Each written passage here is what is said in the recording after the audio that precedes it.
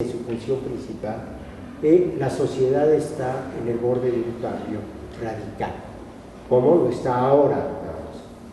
De alguna manera los 60 son paralelos a esta sociedad que no responde ni a las expectativas, ni da salida ni futuro a una generación joven que finalmente será el relevo de la generación nuestra. En ese sentido, lo que pasa, tenemos sociedad, tenemos régimen político. Generalmente, así pasó en la Revolución Francesa, por ejemplo. Por eso, generalmente, los gobernantes y los políticos se encierran en sí mismos y comparten cotidianamente sus grillas y sus maneras de relación. Y cada vez tienen mayor distancia con la sociedad y los procesos que pasan en la sociedad, ¿no? Para ellos se vuelve más importante los cargos y la batalla por los cargos que la capacidad de diagnóstico de lo que pasa en la sociedad y la manera en que se resuelve. Entonces, esta distancia es, digamos, uno de los grandes temas uno de los fundadores de la sociología, que es Émile Durkheim. Esta distancia produce los grandes quiebres. Y bueno, llega a frases tan absurdas como cuando afuera de Versalles la masa está a punto de cortarle la cabeza a Luis XVI y la reina le pregunta qué pasa y le dice piden pan y ella dice pues denle pasteles. Sí, en la representación, eso es muy simbólico porque en la representación del político la grilla presupone, la vida interna de los políticos presupone que la sociedad no se mueve, que está allí como un capitán dado y que va a obedecer lo que pasa en el mundo del Estado, del régimen político y de los partidos. A los diputados mexicanos no les importa que sean considerados como, junto con los policías judiciales, lo peor de la sociedad. Entonces, cuando los políticos no se encargan de la sociedad va por su camino y la política va por otro. Inevitablemente esta diferencia revienta. ¿Cómo reventó en 1968? El mundo de los políticos de la década de los 60 era un mundo viejo. La sociedad era una sociedad nueva y reventó en 68. Y los hijos que habían empezado como a desobedecer a los padres, pues acabaron desobedeciendo al presidente de la República. Bueno, eso es lo que les tenía que decir. Gracias.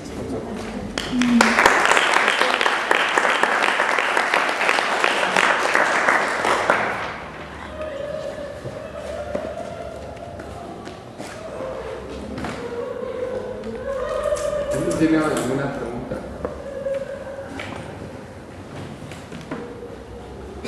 Yo sí quería como comentar algo que nos dio un dato, que en la década de los 60 fue una década donde había muchos jóvenes y bueno, es muy interesante ver cómo el paralelo histórico contextual de nuestro tiempo, donde según la Organización Nacional de Naciones Unidas dice que México está en el momento en que hay más jóvenes, no hay estas efervescencias de conciencia política o de activismo, si lo comparamos con el ejemplo que usted dio. Sí. Mira, hay un problema.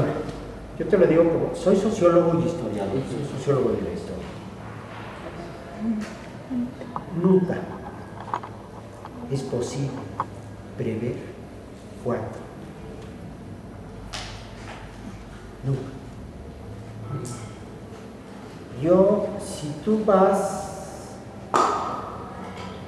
a mayo de 68, todavía todo el mundo andaba en el rock, en el sexo,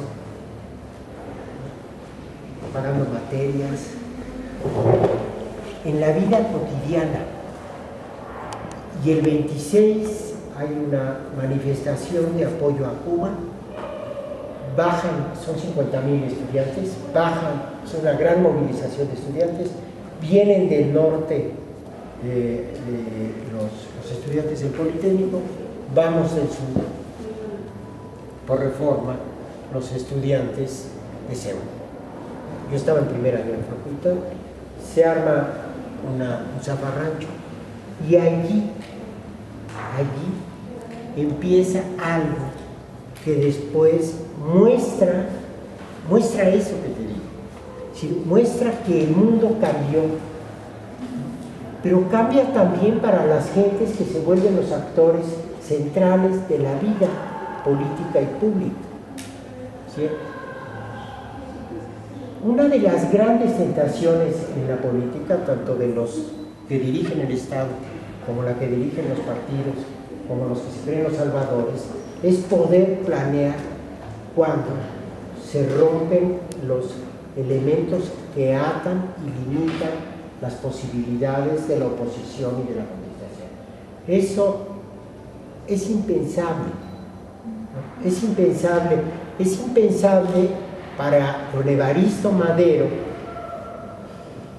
que su nieto Francisco arme una revolución. No hay, digamos, hay una frase de Borges que a mí me gusta mucho y dice que nadie es justo con sus contemporáneos. Y además a ustedes se les ha clasificado como los ninis o como quién sabe qué otra cosa, ¿no? Digamos, como si no tuvieran, como jóvenes, la capacidad de edificar futuro. Y sí la tienen, porque biológicamente son el futuro.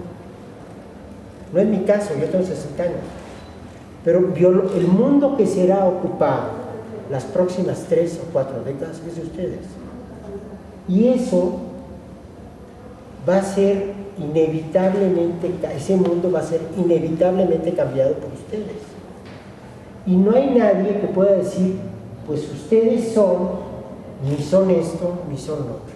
Y todo tiempo pasado no fue mejor, fue distinto. No hay, digamos, los juicios sobre la historia siempre son ex post facto, después de los hechos. Pero nadie estuvo al principio de los hechos para saber que una bronca entre estudiantes en la avenida Madero, un zafarrancho y un policía loco como el que armó en Guerrero ahora, ¿no? Hoy hubo otro enfrentamiento. ¿De dónde sale esa gente?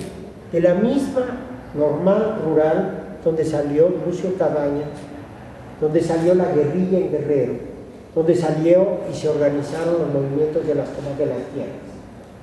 Y eran maestros normalistas que no tienen más que la posibilidad de seguir mínimamente un estudio y comiendo en términos físicos. Ahí. Entonces, esos son reprimidos hace un mes y medio. Esos están a hoy en la mañana peleándose con los policías. Entonces, nunca sabes, hay un problema ahí, nunca sabes cuándo se hace evidente que ya se acabó. ¿No? Nunca sabes. Porque la gran tentación de los políticos es saber hasta dónde. Pues hasta dónde es muy difícil saber.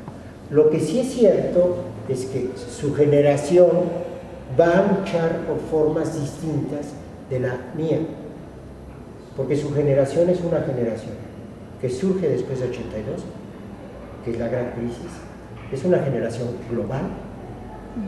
Ustedes son realmente contemporáneos de su tiempo, y yo era contemporáneos de la generación de una nación. 68 es el primer movimiento global, son 58 movimientos de 68, pero ustedes tienen, culturalmente hablando, desde formas de comunicación y relación iguales a las que tiene cualquier francés, cualquier cuate que vive en Singapur, o cualquier cuate que esté en Australia o en Alemania o en Sudáfrica, ¿no? Entonces, su mundo es un mundo mucho más integrado. Es probable que las formas de demanda y sus exigencias tengan que, no es probable, es real, sus formas de conflicto, de lucha y de demanda serán correspondientes a ese mundo que aparentemente está desintegrado y es multipolar. No es así, porque la política agrega e integra demandas y hace la dispersión cohesión. ¿Sí? Es así, digamos, no hay posibilidad de decir que y además no lo vean así. ¿Sí? Su generación es una generación que va a producir cambios radicales desde la estética hasta la política.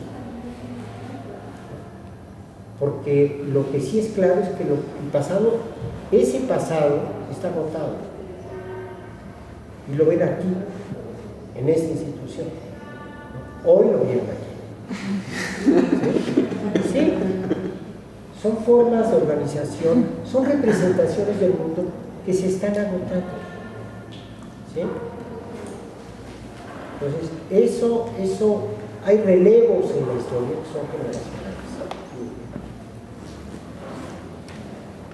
Yo, una cosa que estoy intentando pensar, pero todavía no tengo cómo formularlo claramente, así que estoy medio balbuceando.